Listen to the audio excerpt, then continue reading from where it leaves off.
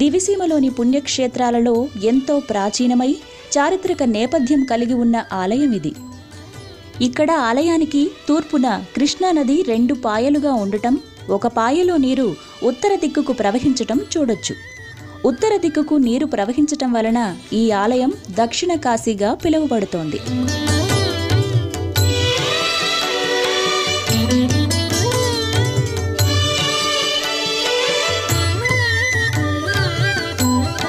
యత్ర నాగేశ్వరో దేవః కృష్ణాచ్యోతర వాహిని తత్ర స్నాత్వా చ పీత్వా చ పునర్జన్మ న విద్యతే.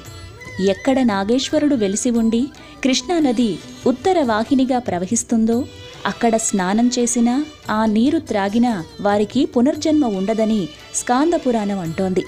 కాశీలో క్షేత్రపాలకుడు కాలభైరవుడని మనకు తెలిసిందే. అలాగే ఇక్కడ కూడా క్షేత్రపాలకుడు కాలభైరవుడే కావడం